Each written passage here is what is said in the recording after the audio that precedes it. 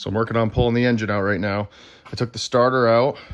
What else did I take off? Water pump, which has the fan on it. Pulled some of the bolts that hold the bell housing on off. Over here, I took the carburetor off. Disconnecting some linkage. You can see back here in the background there. Yeah, the accelerator linkage and some other small stuff. So yeah, this engine is not too far to be pulled out, although I'm seeing, you know, there's several things I'm going to have to address for the new engine. So such as the orientation of the brackets for the engine mounts. This one is facing rear. This engine is later. It faces front. So I'm going to have to do some switching, but I'm just going to have them both sitting right next to each other on the ground, and then I'm going to switch all the stuff that I need to. You know, just like the orientation of the generator and its brackets. This is missing some of that. So I'm going to take everything from the one, put it on the other. It's not going to be correct for the year of engine, and obviously it's not correct for the year of the Jeep, but I don't really care. It's just going to be something that works. So once I do that, then I'll be able to, you know, make sure this engine runs. It does turn, so I feel pretty good about that. Obviously, I'm going to look at the clutch. This clutch has been sitting a long time. Maybe I'll get away with it. Probably not, but who cares? Just kind of addressing things as I find them. You can see where, you know, this engine's had oil put in the top, trying to free it up, and it's in the intake manifold. I'm just slowly draining it so it doesn't make as much of a mess. This was just a line that was here. There's no fuel pump on this block, which is a little interesting. It's got a block off plate there where it could be. And there was a hose that came up to the carburetor. So electric fuel pump, maybe? Not sure. Not familiar with this setup, but I don't know. Maybe there's an electric fuel pump hiding in the rails there somewhere. But this Jeep was still 6 volts. So 6 volt electric fuel pump, I'm sure. I mean, you can build anything you want, but I don't know. Someone knows right off the top of the head, but I'll see, you know, I'll figure it out when I get to it. Let's see. Yeah, I got some good parts in here. I just clamped a 6 volt starter, but I clamped 12 volts on it and it goes. So just for quickie, it's fine. Distributor came out of this engine. It's Japanese, kind of sad. I'd rather see American, but at least it isn't Chinese. The one over on the other engine I haven't really looked at yet, but I'll come up with some combination of parts between the two. And but yeah, so some more small stuff, and then it's going to be heaving the engine out. These things are a cakewalk to take apart. It's all inch fasteners, which just feels correct. I mean, I hate working with metric stuff. They're all pretty accessible. There's really not a lot of mysteries going on here. It's a simple machine, which is awesome. So here we are under the Jeep. Another look. Electric fuel pump. I'm stunned. That's kind of cool. I don't think I'm going to use it, but it'd be cool to see if it works. And here's a clue, as you can see, the where you would have an overdrive or PTO. The bolts are wired, but look at that window up above it. This was running a PTO at some point, or an overdrive, or both. I want to do both with front and rear outputs because I think it's awesome. Going to be looking for the parts for that. Ramsey winch in the front, cool PTO thing in the back, but that's all long out from here. So, but you know, there's clues about the history of this Jeep. They got another little piece of green paint showing through. Don't pay too much attention to those little rusty spots. It gives it character. But look at the frame. I mean, for real, look at this frame. I mean, this Jeep has been in Maine like its whole life. And There are 10-year-old pickup trucks on the road that look way worse than this. I mean, that's crazy. You know, we got one soft spot right here. Let's see, where there was a mouse. So right there, someone made a house there. And obviously they were peeing and whatever and doing all the stuff mice do. And it ruined the frame in one spot. But this is a 46. And, I mean, I'm impressed that that is as good as it is. Because a lot of these are Swiss cheese the whole way through. Because some water gets in between the layers there, and then they're gone. But this Jeep, you know, the last little bit of its life, it wasn't, you know, no one paid any attention to it, just kind of sat in the woods. But in the early part of its life, someone liked it and did stuff with it. And, you know, obviously at least took care of it for a while. So all that's just cool. But it's cool to me that it already has the hole. It's gonna have it again. All right, here we go. Let's see how horrible the transfer case is on the inside. I'm already seeing drips of water. Oh no. Oh no. Oh no. That's a lot of water. Is there any oil? Oh my God, there's no oil. Oh, that's so disappointing. Oh well. Oh, wait a second. Here comes some sludge. I wonder if this thing is going to be able to run. Hopefully that sludge was thick enough to cover all the gears. Well, there's only one way to find out. Looks like I'm going to take the transfer case apart. I'm sure the transmission looks just like that. So this is a little clip, and it's also my first attempt at doing voiceover. I'm doing voiceover because the electrical noise coming off of this Chinese ultrasonic cleaner is so intense that it's unwatchable if you don't turn the volume off. But what it lacks in ratings and listings and safety, it makes up for in being pretty good at being a cheap cleaner. But I would not subject anyone to the noise that this thing makes, because when I played this clip back to watch it myself, I was appalled at the noise coming off of it. Something about it resonates with the iPhone microphone, and yeah, it's unwatchable, but it does a good job, and it makes a little heat, and you can see that it lifts the dirt right off the part.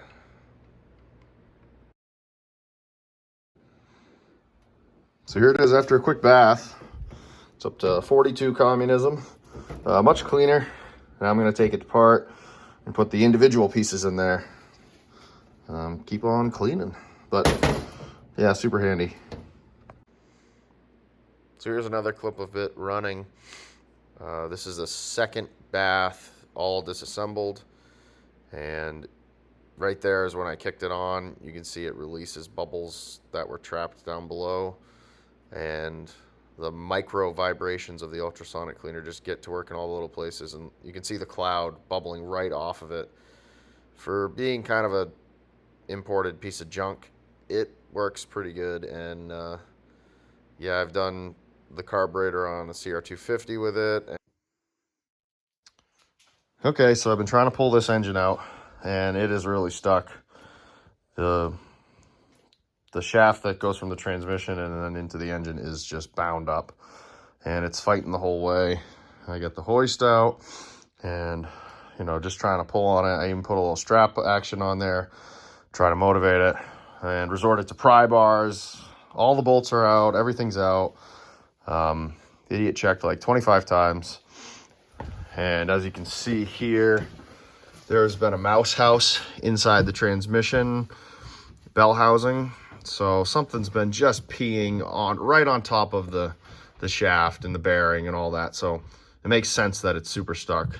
Just resorted to taking that off and trying to put PB Blaster onto the input shaft. But it's pretty gnarly, and honestly, it's kicking my butt right now. there's really not much I can do. I mean, I have got it to move forward. As you can see, the from the motor mounts, you know, I'm forward an inch, you know, but it's still fighting, and I think it's going to fight every inch of the way until it's free. So I'm just going to keep working it slowly, and you know, there'll be more sort of like yeah.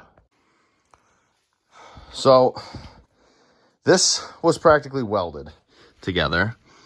You can see in there how awful that was. And then I had this ratchet strap as tight as humanly possible. I mean, I weigh like 220 pounds, and I had my whole strength and body weight on that thing tight. Just enough here, holding it up.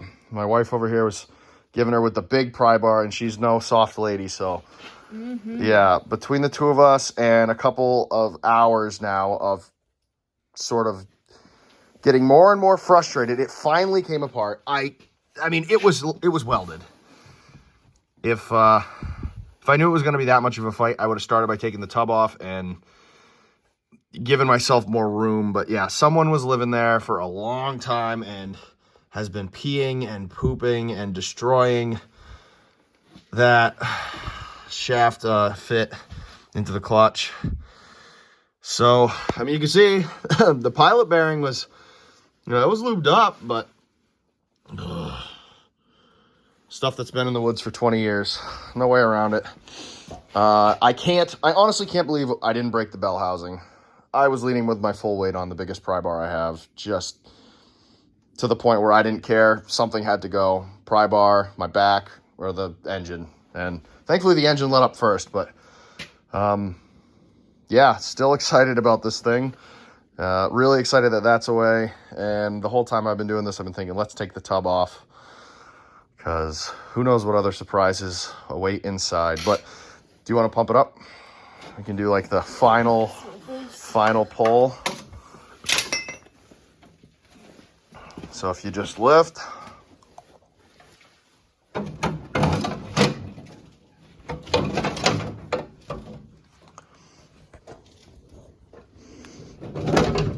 keep going.